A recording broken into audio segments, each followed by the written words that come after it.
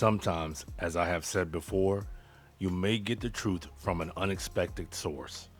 20-year marriage ends after wife's affair exposed by her best friend's cousin.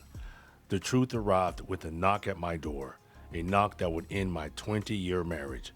We met at a laundromat in Queens when the dryer ate my quarters. She offered me change from her jar of coins she kept for emergencies. That was 20 years ago when we were both struggling to make it in New York. She eventually became a traveling nurse, taking contracts that sent her across the state and sometimes beyond. Uh oh, we have a nurse on deck. Her career took off while mine remained steady at the publishing house. Rachel, my wife's best friend's cousin, became part of our extended circle years ago. A hospital administrator with almost 20 years of marriage herself, Rachel understood the challenges of busy careers. The three of them, my wife, her best friend Jana, and Rachel, often got together when my wife wasn't traveling for work. Sometimes I hung out with them, mostly I didn't. Looking back, that might have been my first mistake. Our home became the place where we hosted holiday gatherings and summer cookouts. New York is apparently a no fault divorce state, but you can file on fault based grounds. My wife's schedule grew increasingly unpredictable over the past year. More assignments in upstate facilities, more overnight stays, more last minute schedule changes. I never questioned it. The medical field has always been demanding and unpredictable.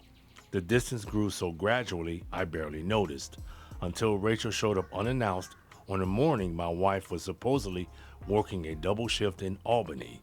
The evidence she brought changed everything. I realized then how many clues I'd been ignoring.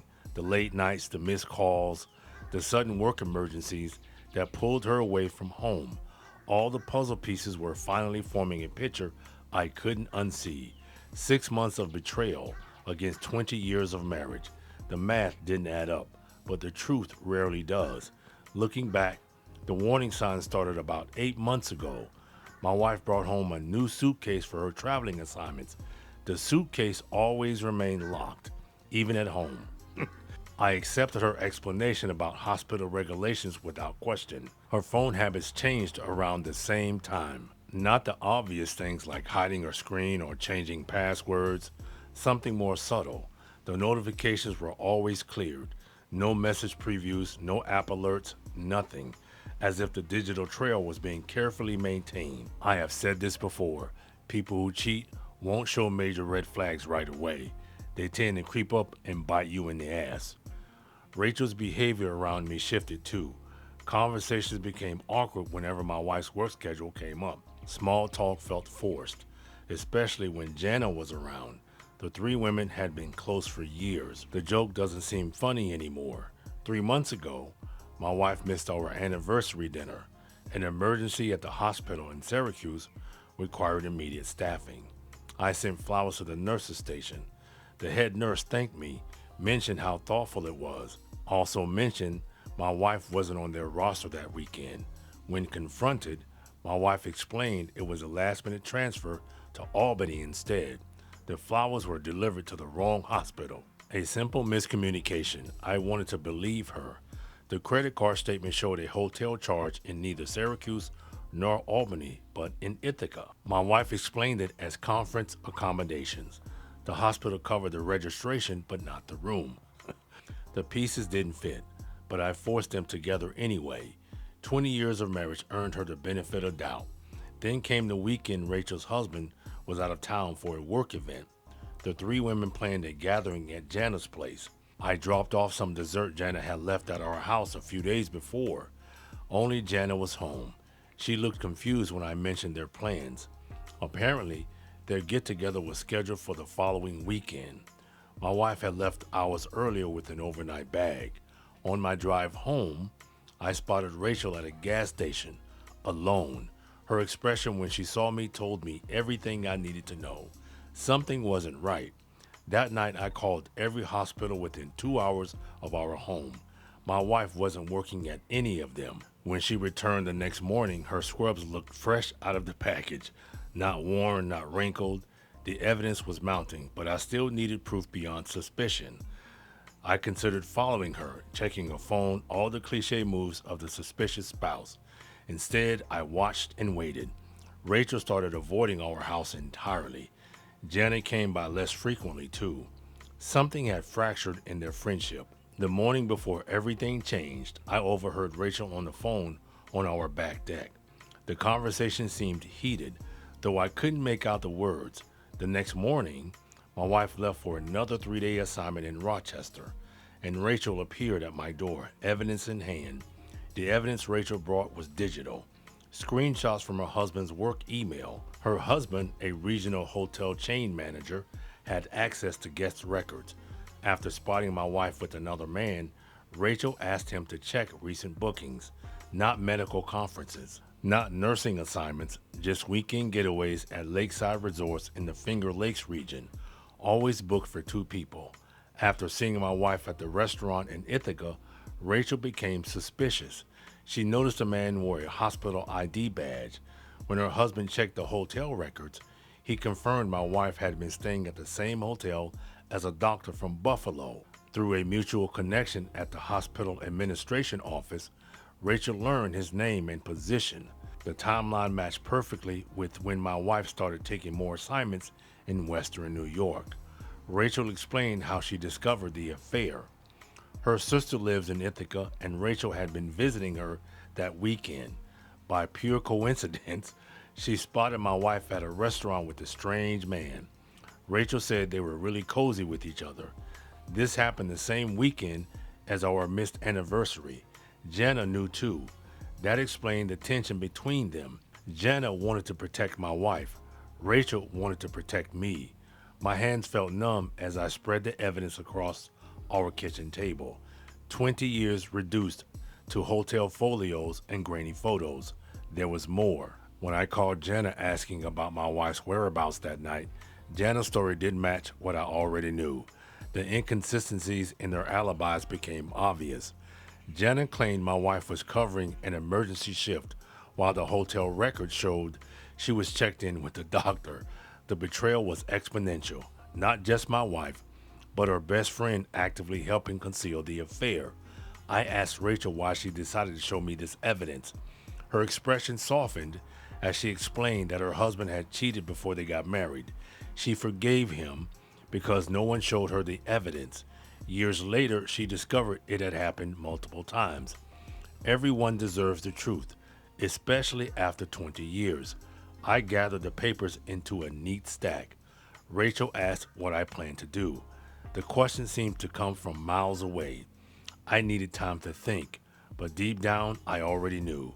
20 years wasn't enough to forgive deliberate deception, not when it involved so many people working together to fool me.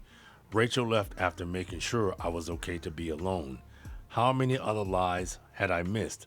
How many trips were not what they appeared to be? I messaged my wife that we needed to talk when she got home. Then I called a lawyer. New York might be a no-fault divorce state, but I wanted to understand all my options. The next morning, I took the day off work, organized the evidence, made copies, secured our financial documents, composed a letter laying out exactly what I knew. No anger, no accusations, just facts and photographs. When I heard the garage door open that evening, 2 days earlier than her scheduled return, I knew Rachel had warned her. My wife's face told the story before she even entered the kitchen. The envelope was waiting on the counter. She didn't open it, didn't need to. My wife tried to explain, saying it wasn't supposed to happen. I stopped her, telling her I heard everything I needed to hear from Rachel. She seemed shocked that Rachel had betrayed her secret. I had already spoken with the lawyer, her eyes filled with tears, not of remorse, I realized, but of being caught. 20 years, she reminded me. 6 months of lies, I countered. The math still didn't add up. The divorce proceedings moved really fast, and it looked like it was moving in my favor. The lawyer advised me to file on fault-based grounds, despite New York being a no-fault state. The evidence was solid. My wife didn't contest anything. Perhaps guilt made her generous in the settlement. Perhaps she just wanted it over with. Either way, 20 years untangled over the course of 4 months. Rachel checked in occasionally, Her friendship with Jana fractured beyond repair. I told Rachel it takes courage to tell the truth during one of our coffee meetings far from our old neighborhood. She understood the weight of her decision. Jana thought Rachel betrayed her trust. In reality, Rachel honored mine. Some days the anger threatened to consume me, not just at my wife, but at myself, for not seeing what was happening, for being blind to the changes, for trusting too completely. The nights were the hardest. Sleep came in fragments between memories and questions. We put the house on the market. It hasn't sold yet. I moved to a smaller place closer to work. I started walking to the office each morning. Fresh air cleared my head. 4 months after finalizing the divorce, I received an email from a woman who introduced herself as the doctor's wife. She had discovered the affair and found my contact information through some digging. We met for coffee. No words needed, just two people picking up the pieces. We exchanged numbers, not romantically, but as battle buddies who survived the same war. Sometimes healing comes from unexpected places. My ex-wife moved to Buffalo. Jana sent a lengthy email apologizing for her role in everything. Too little, too late. Some bridges can't be rebuilt once burned. Rachel and her husband renewed their vows for their 20th anniversary. She invited me to the celebration. Second chances are rare, she told me during the reception, but sometimes necessary. I agreed. The betrayal will always be part of my story. 20 years of marriage gone because of poor choices and broken trust. But it's not the end of my story, just an unexpected chapter. Some days I wonder what might have happened if Rachel hadn't found the courage to tell me the truth. How many more years would I have lived in ignorance? How much more time would I have wasted? The pain was excruciating. Truth always finds its way to the surface eventually. I'm grateful mine came from someone who cared enough to deliver it directly. Not everyone gets that courtesy. 6 months after the divorce, I started talking to a therapist, which I canceled after the first session. I didn't need it. My ex-wife tried to reach out a few times. After the third time, I changed my number.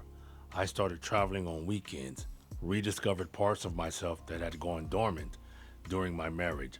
I actually found joy in walking to work. The future looks different than I imagined at my wedding 20 years ago, but different doesn't mean worse, just unexplored. When people ask if I regret those 20 years, my answer surprises them. I don't. Every experience shapes us. Every betrayal teaches us. Every ending creates space for new beginnings. The pain fades a little more each day. The lessons remain. Trust your instincts. Value honesty above comfort. And remember that sometimes the most devastating truths come from unexpected sources, like your wife's best friend's cousin on an unexpected morning. I notice in some of the comments on some of these stories, you guys are calling these men clowns because they are just finding out that their wife is cheating on them after an extended period. Let me ask you a question. Do you know how good a cheater can conceal their infidelity? From someone who has been cheated on, cheaters are clever. Don't get it twisted.